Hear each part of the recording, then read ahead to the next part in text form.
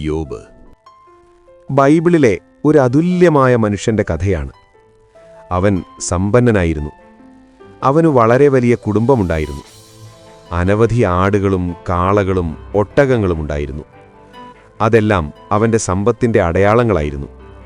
പക്ഷേ അവന്റെ യഥാർത്ഥ മഹത്വം സമ്പത്തിലല്ലായിരുന്നു. അവൻ നീതിമാനും ഭക്തനുമായിരുന്നു. ദൈവത്തെ ഭയപ്പെട്ട് ജീവിച്ചവൻ. ഒരു ദിവസം സ്വർഗത്തിൽ ഒരു സംവാദം നടന്നു. സാത്താൻ പറഞ്ഞു, യോബിന്റെ വിശ്വാസം അവന്റെ അനുഗ്രഹങ്ങൾ കൊണ്ടാണ്. അപ്പോൾ യോബിന്റെ ജീവിതം പെട്ടെന്ന് മാറി. അവന്റെ സമ്പത്ത് നഷ്ടമായി, മക്കൾ മരിച്ചു, അവന്റെ ശരീരം പോലും രോഗബാധിതമായി. എല്ലാം നഷ്ടപ്പെട്ടപ്പോൾ പോലും യോബ് പറഞ്ഞു, യഹോവ തന്നു, യഹോവ എടുത്തു, യഹോവയുടെ നാമം സ്തുതിക്കപ്പെടട്ടെ. അവനങ്ങനെ ജീവിതം മുന്നോട്ടു കൊണ്ടുപോയി. ഇതാണ് യോബിന്റെ കഥ. കഷ്ടതകളിലും വിശ്വാസം കൈവിടാത്ത ഒരു മനുഷ്യന്റെ അതുല്യമായ യാത്ര. വരൂ കൂട്ടുകാരെ, നമുക്ക് യോബിന്റെ ജീവിതത്തിലോട്ട് കടക്കാം. ഈ കഥ നിങ്ങൾക്ക് തീർച്ചയായും ഇഷ്ടമാകുമെന്ന് ഞാൻ വിശ്വസിക്കുന്നു. നമ്മൾ കഥയിലേക്ക് കടക്കുന്നതിന് മുമ്പ് ഒരു ചെറിയ കാര്യം. ക്ലാസിക് ടെയിൽ സ്റ്റോറീസ് എന്ന നമ്മുടെ ചാനലിലേക്ക് എല്ലാവർക്കും ഹൃദയം നിറഞ്ഞ സ്വാഗതം. ഈ ചാനലിലെ കൂടുതൽ മനോഹരമായ കഥകൾക്കായി ചാനൽ സബ്സ്ക്രൈബ് ചെയ്യാനും പുതിയ വീഡിയോകൾ മിസ് ആവാതിരിക്കാൻ ബെൽ ഐക്കൺ അമർത്താനും മറക്കരുതേ. കഥ തുടങ്ങുന്നതിന് മുമ്പ് ഒരു ചെറിയ അഭ്യർത്ഥന കൂടി. ഈ കഥ നിങ്ങൾ എവിടെ നിന്നാണ് കേൾക്കുന്നത് എന്ന് കമന്റ് ബോക്സിൽ എഴുതാമോ? നിങ്ങളെല്ലാവരും ഏതേത് സ്ഥലങ്ങളിൽ നിന്നാണ് ഈ ചാനൽ കാണുന്നത് എന്നറിയാൻ എനിക്ക് വളരെ ആഗ്രഹമുണ്ട്. കൂടാതെ നിങ്ങൾക്ക് ഇഷ്ടമുള്ള കഥ ഇവിടെ കേൾക്കണമെങ്കിൽ കമന്റ് ബോക്സിൽ എഴുതാമോ? ഞാൻ നിങ്ങൾക്ക് വേണ്ടി അതിവിടെ ഉണ്ടാക്കാൻ ശ്രമിക്കുന്നതാണ്. അതെ, ഇനി നമുക്ക് ഇന്നത്തെ കഥയിലേക്ക് കടക്കാം. വളരെ പുരാതന കാലം, രാജാക്കന്മാരുടെ കാലം, മരുഭൂമിയുടെ മണലുകൾ ചരിത്രം സൂക്ഷിച്ചിരുന്ന കാലം. അവിടെ ഉസ് എന്ന ദേശമുണ്ടായിരുന്നു. കാറ്റ് മണലിനെ തഴുകി നീങ്ങുന്ന ശാന്തമായൊരു ദേശം. ആ ദേശത്ത് ഒരു മനുഷ്യൻ ജീവിച്ചിരുന്നു. അവന്റെ പേരായിരുന്നു യോബ്. യോബ് സമ്പന്നനായിരുന്നു. പക്ഷേ സമ്പത്ത് മാത്രം അവനെ മഹാനാക്കുന്നില്ലായിരുന്നു. അവന് 7 പുത്രന്മാരും 3 പുത്രിമാരുമുണ്ടായിരുന്നു. വലിയ കുടുംബം, സന്തോഷം നിറഞ്ഞ വീട്. അവന്റെ പറമ്പുകൾ നിറഞ്ഞിരുന്നത് ആടുകളാലും ഒട്ടകങ്ങളാലും കാളകളാലും കഴുതകളാലുമായിരുന്നു. വ്യാപാരത്തിൽ പ്രശസ്തി, ജനങ്ങളിൽ ബഹുമാനം. ഗ്രാമത്തിലെ മൂപ്പന്മാർ യോബിന്റെ പേരിനെ ആദരവോടെ ഉച്ചരിക്കും. പക്ഷേ യോബിന്റെ ഏറ്റവും വലിയ പ്രത്യേകത അവന്റെ ഹൃദയമായിരുന്നു. അവൻ നീതിമാനും സത്യസന്ധനുമായിരുന്നു. ദൈവത്തെ ഭയപ്പെട്ട് ജീവിച്ചവൻ. ഒരു പിതാവിന്റെ കരുതൽ, ഒരു ഭക്തന്റെ ജാഗ്രത. യോബിന്റെ ജീവിതം പുറത്തുനിന്ന് നോക്കുമ്പോൾ പൂർണ്ണമായിരുന്നു. സമ്പത്ത്, കുടുംബം, മാന്യമായ സ്ഥാനം, ആരോഗ്യം, ആത്മീയ വിശ്വാസം എല്ലാം നിറഞ്ഞവനായിരുന്നു യോബ്. പക്ഷേ ആകാശത്തിന് മുകളിലെ ആത്മീയ ലോകത്തിൽ ഒരു സംവാദം തുടങ്ങി. യോബിന്റെ ജീവിതത്തെ എന്നേക്കുമായി മാറ്റിമറിക്കുന്ന ഒരു തീരുമാനത്തിന്റെ തുടക്കം. യോബ് അതറിഞ്ഞില്ല, അവന്റെ മക്കളതറിഞ്ഞില്ല. പക്ഷേ സ്വർഗത്തിൽ അവന്റെ പേര് ഉച്ചരിക്കപ്പെട്ടു. ഒരു മനുഷ്യന്റെ വിശ്വാസം സമ്പത്തിൽ നിന്നാണോ, അല്ലെങ്കിൽ ഹൃദയത്തിന്റെ ആഴത്തിൽ നിന്നോ? ഇതാണ് യോബിന്റെ യാത്രയുടെ തുടക്കം. ദൈവത്തിന്റെ സന്നിധിയിൽ ദൂതന്മാർ ഒന്നിച്ചുകൂടി. മഹത്വം നിറഞ്ഞ ഒരു സിംഹാസനം, പ്രകാശം നിറഞ്ഞ ആ അന്തരീക്ഷം, മനുഷ്യന്റെ കണ്ണുകൾക്ക് കാണാനാകാത്ത ആത്മീയ രാജസഭ. അവിടെ ഒരു പേരുച്ചരിക്കപ്പെട്ടു, യോബ്. ദൈവം ചോദിച്ചു, നീ എന്റെ ദാസനായ യോബിനെ ശ്രദ്ധിച്ചുവോ? ഭൂമിയിൽ അവനെപ്പോലെ നീതിമാനായ മറ്റൊരാളില്ല. അവൻ സത്യസന്ധൻ, ദൈവത്തെ ഭയപ്പെടുന്നവൻ, ദോഷം വിട്ടുമാറുന്നവൻ. അപ്പോൾ ഒരു ശബ്ദം മറുപടി പറഞ്ഞു, ചോദ്യങ്ങളോടെ നിറഞ്ഞ ശബ്ദം. യോബ് വെറുതെയാണോ ദൈവത്തെ ഭയപ്പെടുന്നത്? നീ അവന്റെ ചുറ്റും സംരക്ഷണം നൽകിയിട്ടില്ലയോ? അവന്റെ വീടിനും സമ്പത്തിനും നീ അനുഗ്രഹം നൽകിയിട്ടില്ലയോ? അവൻ എല്ലാം ഉള്ളതിനാലാണ് നിന്നെ ആരാധിക്കുന്നത്. അവന്റെ കയ്യിൽ നിന്ന് എല്ലാം എടുത്തുകളയൂ. അപ്പോൾ അവൻ നിന്നെ ശപിക്കും. ഇത് ഒരു മനുഷ്യന്റെ വിശ്വാസത്തെ ചോദ്യം ചെയ്യലായിരുന്നു. സമ്പത്ത് പോയാൽ, ആരോഗ്യം പോയാൽ, കുടുംബം നഷ്ടമായാൽ വിശ്വാസം നിലനിൽക്കുമോ? ദൈവം മറുപടി പറയുന്നു, അവന്റെ കൈവശമുള്ളതെല്ലാം നിന്റെ അധികാരത്തിൽ, പക്ഷേ അവന്റെ ശരീരത്തെ തുടരുത്. അവിടെ ഒരു തീരുമാനമുണ്ടായി. ആ തീരുമാനം ഊസ് ദേശത്തിലെ ഒരു വീട്ടിൽ കൊടുങ്കാറ്റായി മാറാനിരിക്കുകയാണ്. ഭൂമിയിൽ യോബ് തന്റെ ദൈനംദിന കാര്യങ്ങളിൽ തിരക്കിലായിരുന്നു. അവൻ അറിയുന്നില്ല, അവന്റെ വിശ്വാസം ഇപ്പോൾ പരീക്ഷണത്തിന്റെ അഗ്നിയിൽ കടക്കാനിരിക്കുകയാണ് എന്ന്. ഒരു മനുഷ്യന്റെ ജീവിതം ഒരു നിമിഷത്തിൽ മാറാം, പക്ഷേ അവന്റെ ഉള്ളിലെ വിശ്വാസം മാറുമോ? അന്നൊരു സാധാരണ ദിവസമായിരുന്നു. സൂര്യൻ ഉദിച്ചുയർന്നു. വയലുകളിൽ തൊഴിലാളികൾ ജോലി ചെയ്യുന്നു. ആടുകളും കാളകളും സമാധാനത്തോടെ മേയുന്നു. യോബ് വീട്ടുവളപ്പിലിരുന്നു ദൈനംദിന കാര്യങ്ങൾ നോക്കിക്കൊണ്ടിരുന്നു. അവന്റെ ജീവിതം സാധാരണ പോലെ തന്നെ മുന്നോട്ടു പോയി. പക്ഷേ ദൂരത്തുനിന്നും ഒരു മനുഷ്യൻ ഓടിവന്നു. അവന്റെ മുഖത്ത് ഭയം കാണാമായിരുന്നു. വസ്ത്രങ്ങൾ പൊടിയിൽ മൂടിയിരുന്നു. അവൻ യോബിന്റെ മുന്നിൽ വീണു. എന്നിട്ട് പറഞ്ഞു, ഞങ്ങൾ ഉഴുതുകൊണ്ടിരുന്നു. കഴുതകൾ അടുത്തു മേയുകയായിരുന്നു. അപ്പോൾ സൈനികർ പെട്ടെന്നാക്രമിച്ചു. അവർ എല്ലാം പിടിച്ചെടുത്തു. ദാസന്മാരെ വാളാൽ കൊന്നു. ഞാൻ മാത്രം രക്ഷപ്പെട്ടു. ഒരു നിമിഷം അന്തരീക്ഷം നിശ്ചലമായി. യോബ് കേട്ടുകൊണ്ടിരുന്നു. അവന്റെ മുഖത്ത് അമ്പരപ്പില്ല, കോപമില്ല. അവൻ എന്തെങ്കിലും പറയുന്നതിനു മുമ്പ് മറ്റൊരു മനുഷ്യൻ ഓടിവന്നു. അവന്റെ കണ്ണുകളിൽ ഭീതി. ദൈവത്തിന്റെ തീ ആകാശത്തു നിന്ന് വീണു. ആടുകളെയും ദാസന്മാരെയും ദഹിപ്പിച്ചു. എല്ലാം നശിച്ചു. ഞാൻ മാത്രമാണ് രക്ഷപ്പെട്ടത്. ഇപ്പോൾ 2 പ്രഹരങ്ങൾ. പക്ഷേ വാർത്തകൾ ഇവിടെ അവസാനിക്കുന്നില്ല. മൂന്നാമൻ ഓടിവരുന്നു. കൊള്ളക്കാർ 3 സംഘങ്ങളായി വന്നു. ഒട്ടകങ്ങളെ പിടിച്ചെടുത്തു. ദാസന്മാരെ കൊന്നു. ഞാൻ മാത്രം കഷ്ടിച്ചാണ് രക്ഷപ്പെട്ടത്. ഒരു മനുഷ്യന്റെ സമ്പത്ത് ഒരേ ദിവസത്തിൽ തകർന്നു വീഴുന്നു. പക്ഷേ ഇനിയുമൊരു വാർത്ത വരാനിരിക്കുകയാണ്. എല്ലാ നഷ്ടങ്ങളെയും മറികടക്കുന്ന ഒരു പ്രഹരം. യോബ് ഇപ്പോഴും ഒന്നും നഷ്ടപ്പെട്ടിട്ടില്ലാത്തവനായി നിൽക്കുന്നു. പക്ഷേ കൊടുങ്കാറ്റ് ഇനിയും പൂർണ്ണമായിട്ടുണ്ടായിരുന്നില്ല. വീണ്ടും ഒരു ശബ്ദം. ദൂരത്തുനിന്ന് മറ്റൊരു മനുഷ്യൻ ഓടിവന്നു. അവന്റെ മുഖത്ത് വ്യാകുലത, കണ്ണുകളിൽ ഭയം. അവൻ യോബിന്റെ മുന്നിൽ വീണു. വാക്കുകൾ പതറി. അവൻ പറഞ്ഞു, നിന്റെ പുത്രന്മാരും പുത്രിമാരും മുതിർന്ന സഹോദരന്റെ വീട്ടിൽ വിരുന്നു കഴിക്കുകയായിരുന്നു. അപ്പോൾ മരുഭൂമിയിൽ നിന്ന് ഒരു വലിയ കാറ്റ് വന്നു. വീട് തകർന്നു വീണു. അവരെല്ലാവരും അകത്ത് മരിച്ചു. ആരും തന്നെ ബാക്കിയില്ല. അവൻ പൊട്ടിക്കരഞ്ഞു. ഇത്തവണ വാക്കുകളില്ല. കാളകൾ പോയത്, സമ്പത്ത് പോയത്, പക്ഷേ ഇപ്പോൾ മക്കൾ. 7 പുത്രന്മാർ, 3 പുത്രിമാർ. ഒരു വീട്ടിന്റെ ചിരി ഒരു നിമിഷത്തിൽ നിശബ്ദമായി. ഒരു പിതാവിന്റെ ഹൃദയം ഒരു നിമിഷത്തിൽ ഭാരമായി. യോബ് എഴുന്നേറ്റു. അവൻ തന്റെ വസ്ത്രം കീറി, തലമുടി മുറിച്ചു. അതെല്ലാം ദുഃഖത്തിന്റെ അടയാളമായിരുന്നു. പക്ഷേ അവൻ ആരെയും ശപിച്ചില്ല. അവൻ കുറ്റപ്പെടുത്തി സംസാരിച്ചില്ല. അവൻ പ്രാർത്ഥിച്ചു. അവന്റെ അധരങ്ങളിൽ നിന്ന് വാക്കുകൾ പുറപ്പെട്ടു. നഗ്നനായി ഞാൻ എന്റെ മാതാവിന്റെ ഗർഭത്തിൽ നിന്ന് വന്നു. നഗ്നനായി തന്നെ ഞാൻ മടങ്ങും. യഹോവ തന്നു, യഹോവ എടുത്തു. യഹോവയുടെ നാമം സ്തുതിക്കപ്പെടട്ടെ. എല്ലാം നഷ്ടപ്പെട്ട ഒരു മനുഷ്യൻ. എന്നാൽ അവന്റെ വിശ്വാസം നഷ്ടപ്പെട്ടിട്ടില്ല. കണ്ണുകൾ നിറഞ്ഞു, ഹൃദയം തകർന്നു. പക്ഷേ അവന്റെ ആത്മാവ് ഇനിയും ദൈവത്തെ കൈവിട്ടില്ല. ദൈവത്തെ കുറ്റപ്പെടുത്തി സംസാരിച്ചില്ല. ഭൂമിയിൽ ഒരു മനുഷ്യനെല്ലാം നഷ്ടപ്പെട്ടു നിൽക്കുന്നു. പക്ഷേ സ്വർഗത്തിൽ ഒരു വിശ്വാസം നിലകൊണ്ടു. ഇത് ഒരവസാനമല്ല. പരീക്ഷണം ഇനിയും അവസാനിച്ചിട്ടില്ല. വീണ്ടും ദൈവത്തിന്റെ സന്നിധിയിൽ ദൂതന്മാർ ഒന്നിച്ചുകൂടി. അവിടെ വീണ്ടും ഒരു പേര് ഉയരുന്നു, യോബ്. ദൈവം ചോദിച്ചു, നീ എന്റെ ദാസനായ യോബിനെ ശ്രദ്ധിച്ചുവോ? അവൻ ഇന്നും തന്റെ നീതിയും വിശ്വസ്തതയും നിലനിർത്തുന്നു.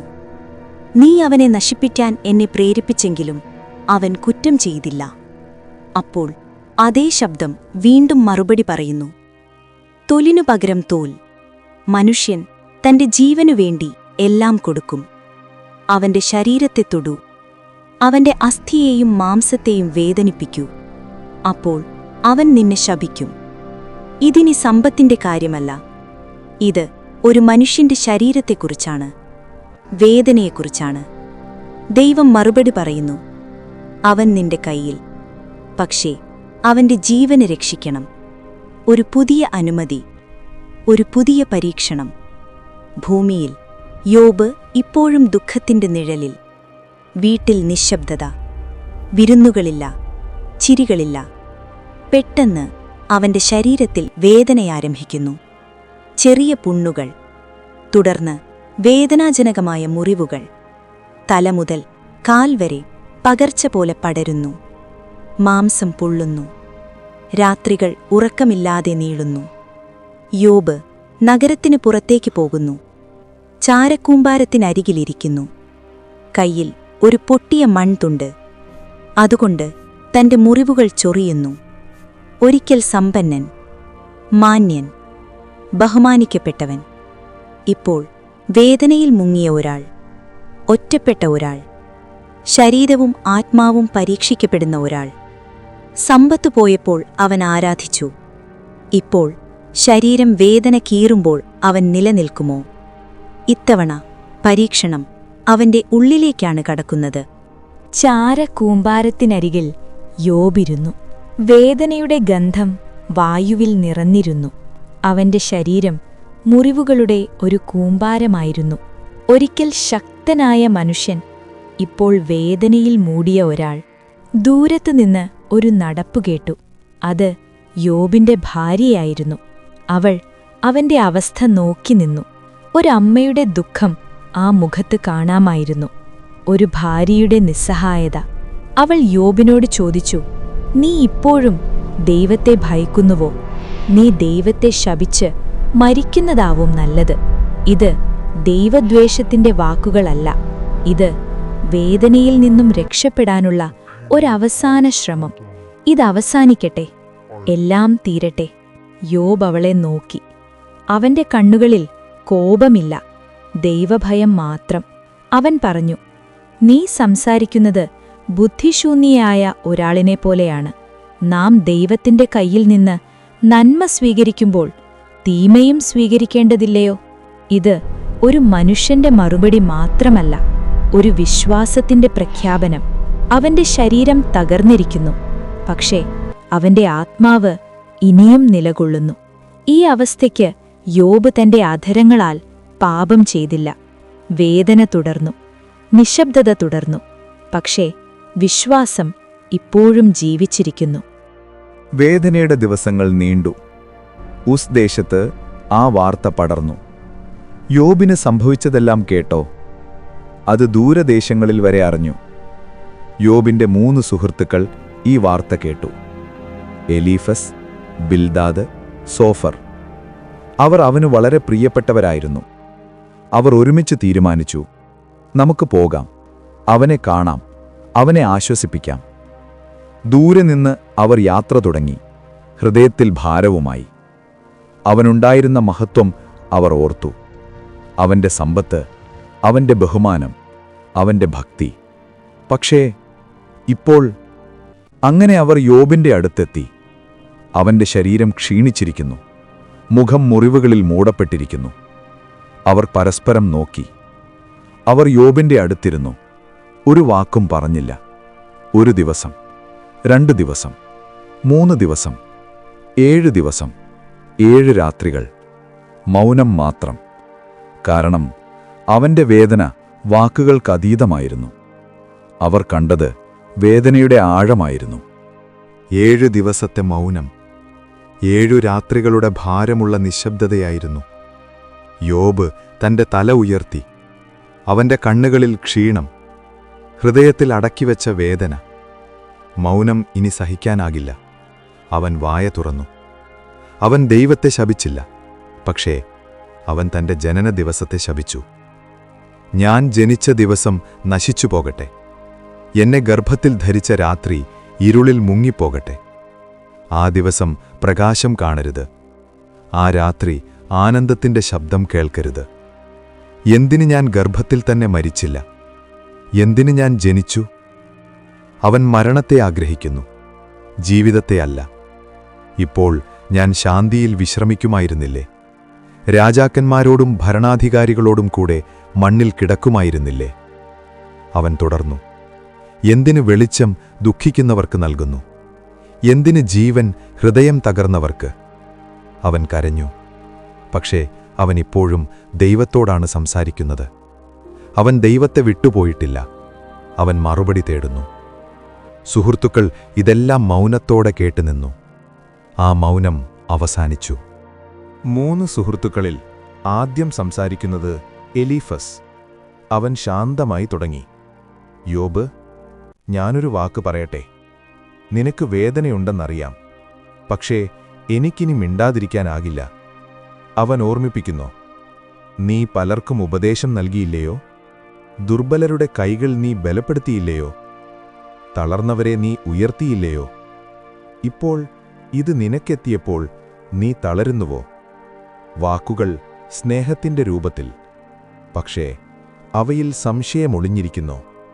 എലീഫസ് തുടരുന്നു, ഓർക്കൂ, നിഷ്കളങ്കനായ ആരെങ്കിലും നശിച്ചിട്ടുണ്ടോ?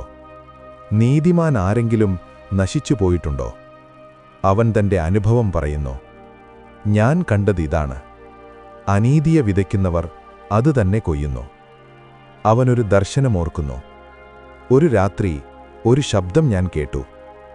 മനുഷ്യൻ ദൈവത്തേക്കാൾ നീതിമാനാകുമോ?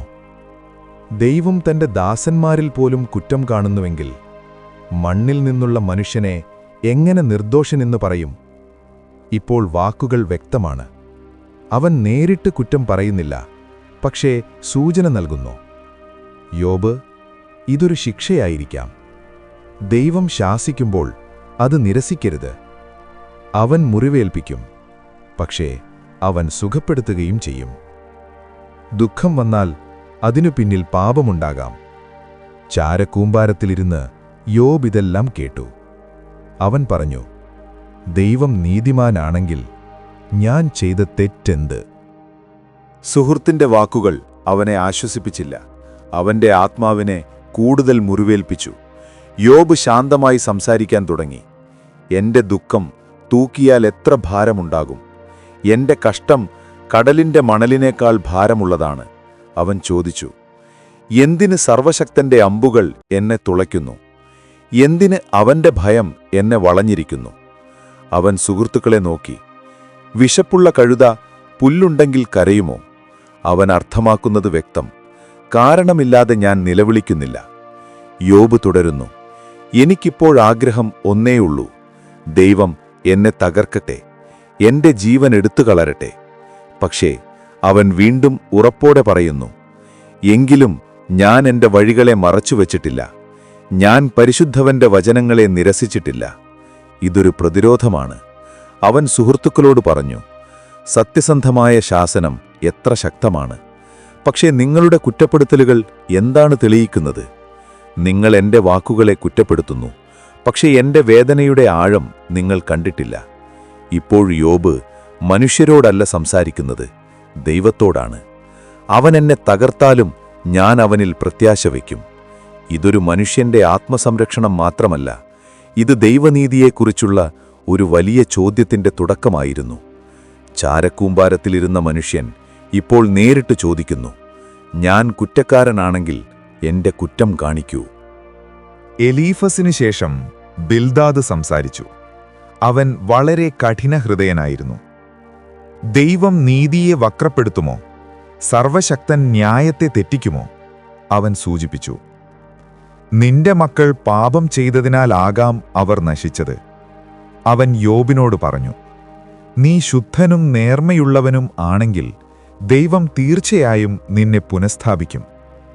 അത് വ്യക്തമായ ആരോപണമായിരുന്നു.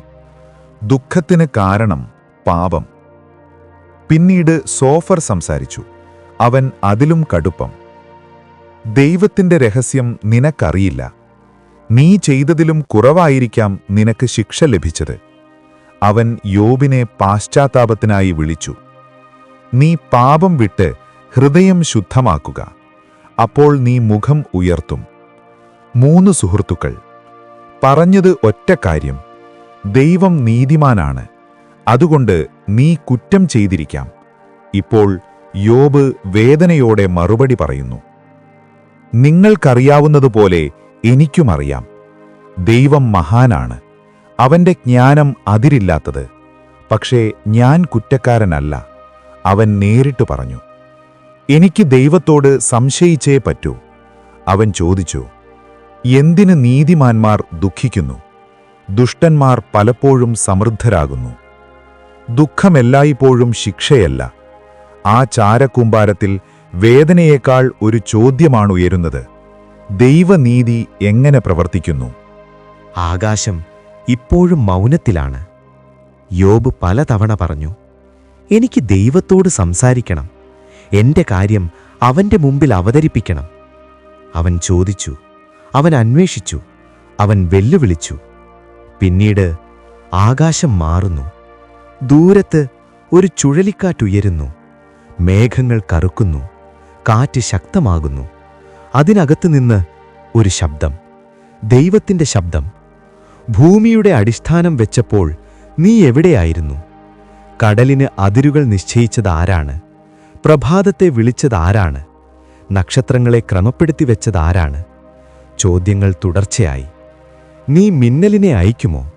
നീ മേഘങ്ങളെ നിയന്ത്രിക്കുമോ? നീ സിംഹത്തിന് ആഹാരം നൽകുമോ? ഇത് കുറ്റപ്പെടുത്തലല്ല, ഇത് ഓർമ്മപ്പെടുത്തൽ. ദൈവം തന്റെ ശക്തിയെ കാണിക്കുന്നു.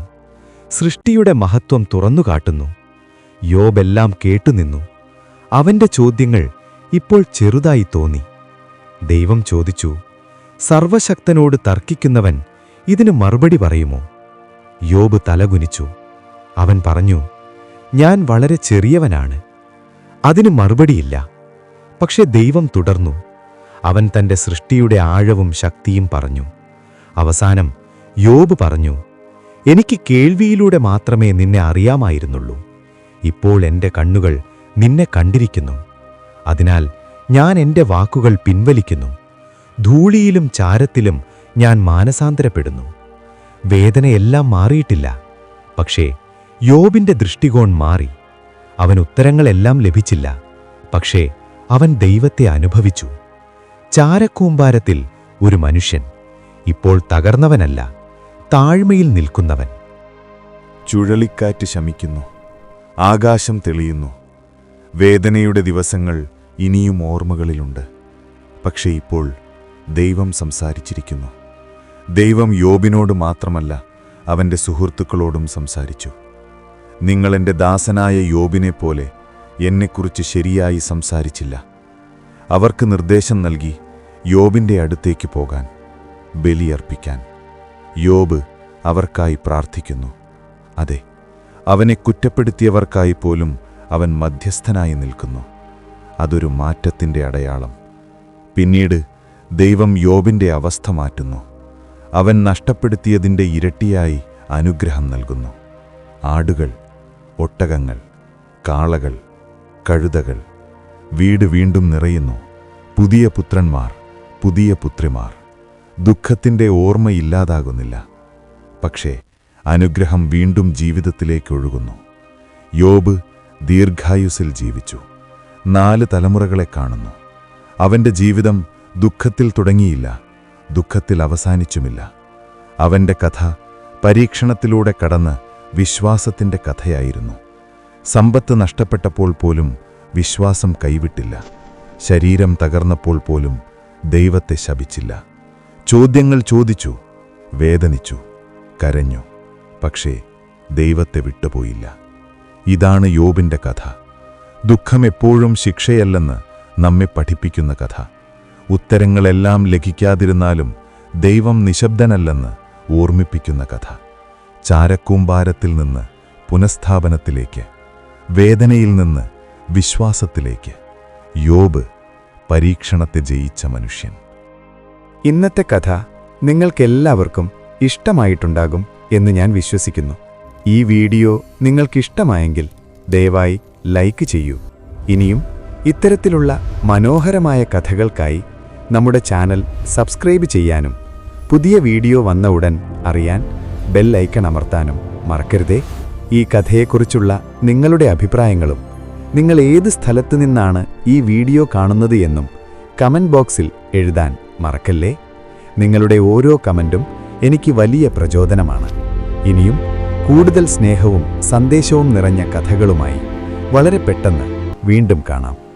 അപ്പോൾ വരെ എല്ലാവർക്കും സുഖനിദ്ര ആശംസിക്കുന്നു. Good night.